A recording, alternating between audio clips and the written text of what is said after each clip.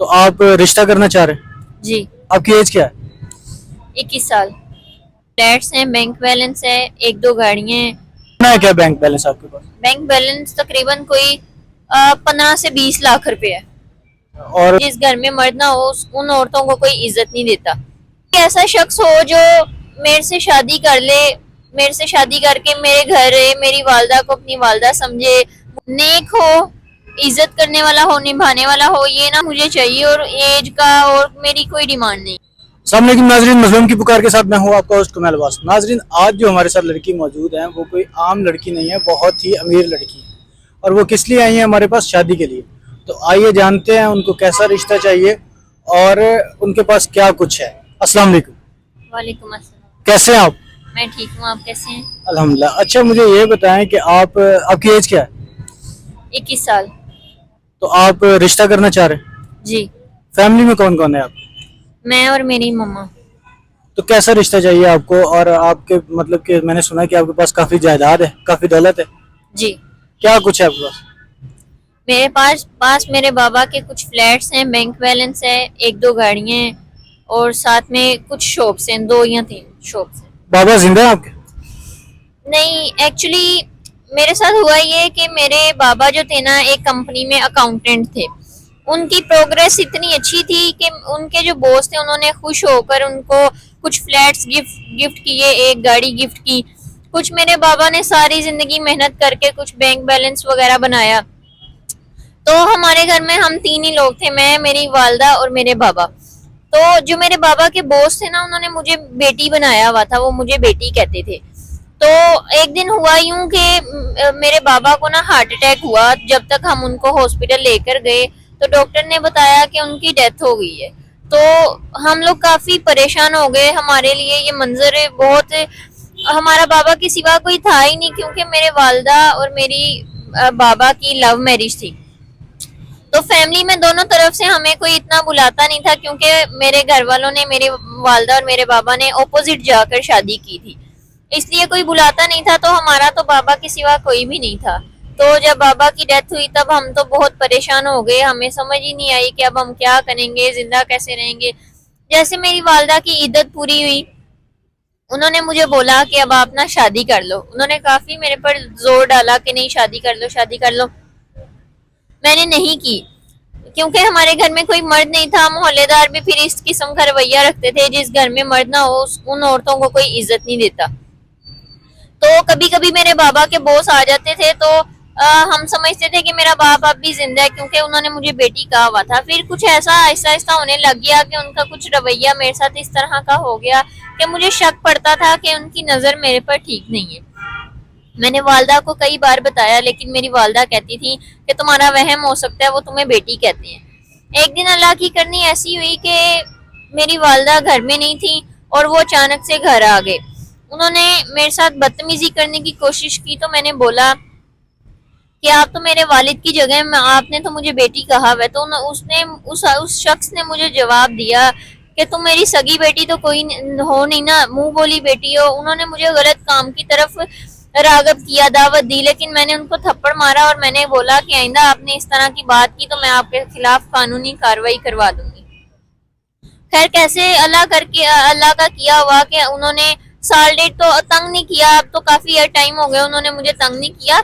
लेकिन अब मैं ये सोचती हूँ कि जब जिस घर में मर्द ना हो, मैं एक को रोकूं, दो को रोकूं, ये हर बंदा इस तरह का बिहेव करेगा। मैं अब ये चाहती हूँ कि कोई ऐसा शख्स हो जो मेरे से शादी कर ले, मेरे से शादी करके मेरे घर रहे, मेरी वालदा को अपनी वालदा समझे, मुझे इज्जत दे, हमें तहफ्फुज दे, महफूज रखे हमें। तो मैंने ये सब सारी दौलत का क्या करना है? मैं ये सारा कुछ मुझे नहीं चाहिए, मैं उसके नाम कर दूंगी। मुझे ये बताएं, जब उसने बदतमीजी की है आपके साथ या आपके साथ कोई गलत हरकत करने की कोशिश की है, तो उस पर आपने कार्रवाई करने की कोशिश नहीं की? नहीं, मैंने एक बार धमकाया ना कि मैं कार्रवाई कर दूंगी। अगर दोबारा करता वो तो मैं कार्रवाई करवाती ना। दोबारा तो वो आया भी नहीं, तो मैं कैसे करवाती? आपने अपने घर में किसी को नहीं बताया कि यार मेरे साथ ये जो अंकल, मेरे जो बाप बने हुए थे, इन्होंने मेरे साथ ज्यादती करने की कोशिश की है और मुझे आपकी अपनी वालदा को नहीं बताया कि आपकी गैर मौजूदगी का फायदा उठाने की कोशिश की है? मेरे घर में तो बस मेरी वालदा ही थी और मैंने वालदा को बताया तो तभी तो वो कह रही थी कि जब तक घर में मर्द ना हो तो हर कोई हमें इस तरह इस नजर से देखेगा, तो तुम शादी कर लो, एक तहफ्फुज मिल जाएगा तुम्हें। आपके घर में आपकी वालिदा के अलावा और कौन कौन है? कोई भी नहीं, मैं और मेरी वालदा। तो आपके वालिद साहब की मतलब टोटल जायदाद आप बता रहे हैं, काफी फ्लैट्स हैं और गाड़ियां हैं, तो सारा कुछ आपके नाम पे है? जी मेरे नाम पे। वालिद साहब को कितना अर्सा हो गया वालिद साहब की डेथ को?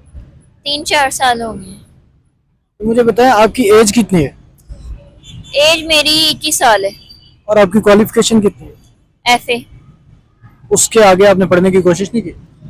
नहीं, मैंने पढ़ने की कोशिश की। मैंने जब बाबा गए तो मेरा दिल उठ गया पढ़ाई से, फिर मैं जिम्मेदारियों में पड़ गई। जहरी सी बात है, सारा काम फिर मैंने देखना होता है, शॉप्स वगैरह सब मैंने देखना होता है, तो इसलिए। किस किस चीज का कारोबार है आपके वालिद साहब का, और कौन कौन सी फैक्ट्री है या कौन कौन से फ्लैट्स वगैरह हैं उनके? फ्लैट्स हैं, उसके अलावा बैंक बैलेंस तो है ही। उसके कितना अलावा है क्या बैंक बैलेंस आपके पास? बैंक बैलेंस तकरीबन कोई 15 से 20 लाख रुपए है। और जो फ्लैट्स वगैरह हैं वो रेंट पे दिए हैं या अपने पास हैं? एक फ्लैट में तो हम रहते हैं और एक रेंट पर दिया, और 3 शॉप्स हैं जिनमें से 2 ज्वेलरी की हैं और एक परफ्यूम्स की हैं। मतलब का अच्छी खासी जो है ना आप इनकम आपको आ रही है। मंथली कितना रेंट आ जाता है आपके पास अपने दुकानों का, फ्लैट्स का? 3 से 4 लाख आ जाता है आसानी से। मतलब अच्छा गुजारा हो रहा है। जी। तो अब आप शादी किस तरह के बंदे से करना चाह रही हैं? कोई मतलब कि ओवर एज हो, शादीशुदा हो? हमारी क्योंकि ज्यादातर ऑडियंस देखने वाले जो है ना वो 40-45 साल से ऊपर के लोग होते हैं, तो आपको कैसा इंसान चाहिए मुझे ये बताएं। देखें, पहली बात तो ये, मेरे पास खुदा का दिया सब कुछ है, मुझे कोई पैसों की कोई डिमांड नहीं है। दूसरी बात ये कि रिश्ते तो मेरे पास काफी है, ऐसा नहीं कि रिश्ते नहीं है, रिश्ते काफी है, पर वो सारे मेरी जायदाद के पीछे थे। मैं चाहती हूँ कि कोई जायदाद ना देखे, कोई मुझे देखे, मेरे से प्यार करे। मुझे एज की कोई डिमांड नहीं है, ना एज। अगर वो दूसरी शादी भी है उसकी तो मुझे कोई इशू नहीं है, बस वो पैसा मेरा ना देखे, मेरे से प्यार करे। आपके खानदान से किसी ने आपको जो है ना शादी के लिए अप्रोच नहीं किया कि यार लड़की, एक वालिदा है, एक लड़की है, तो चलो हमारे बेटे की शादी करवा देते हैं, हम अपने बेटे की, अच्छा गुजारा होता रहेगा और मतलब अच्छा कमाने वाले, अच्छा आमदनी, अच्छा पैसा आ रहा है, तो किसी ने फैमिली से अप्रोच नहीं की? जब मेरे वालिद जिंदा थे तब हमें किसी ने नहीं था देखा, सबने लव मैरिज का बहाना बनाकर सबने, किसी ने साथ नहीं दिया। तो अब फिर जब हम खुशहाल जिंदगी गुजारें तो फिर हम उनको क्यों अपनी लाइफ में शामिल करें। अब आप मुझे बताएं, बल्कि ऑडियंस को बताएं कि किस तरह का बंदा आपको चाहिए और हमसे रब्ता करने के लिए वो किस तरह आपसे रब्ता कर सकते हैं, ये भी आप ही बताएं, हम नहीं बताएंगे इस तरह। नेक हो, इज्जत करने वाला हो, निभाने वाला हो, ये ना हो कि दौलत के लालच में आके तो बाद में मुझे छोड़ दे। मेरी वालदा और मेरी इज्जत करे, और बस यही मुझे चाहिए, और एज का और मेरी कोई डिमांड नहीं है। तो अगर कोई गरीब हो तो वो भी चलेगा। आप खुद ही मैनेज कर लोगे? जी, मैं सारा कुछ उसके नाम जब करी हूँ, मेरी दौलत तो फिर वो होगा। अगर उसकी फैमिली कहे कि जी हम भी आपके साथ रहना चाहते हैं तो? कोई मसला नहीं, फ्लैट हमारे 2-3 ऐसे ही खाली पड़े हुए, उनमें रह लें। नाजरीन, आपने सुना कि वो कह रही हैं कि उन्हें एक नेक और ईमानदार लड़का चाहिए जिनसे वो शादी करना चाहती हैं, क्योंकि ऑलरेडी उन्होंने पहले ही बहुत दुख मतलब दुनिया में देख चुके हैं और अपने आप को अब वो अपने आप का सहारा ढूंढ रही हैं, जो इनका सहारा बनना चाह रहा है। बल्कि सारे की उनको क्या ज़रूरत, पैसा दौलत सब कुछ है, एक अच्छे इंसान की ज़रूरत है। अगर कोई अच्छा इंसान इनसे शादी करना चाहता है, हमारा स्क्रीन पे नंबर चल रहा है, आप हमसे रब्ता करें और हम आपकी बात जो है ना इनसे करवा देंगे। बहुत शुक्रिया। अल्लाह।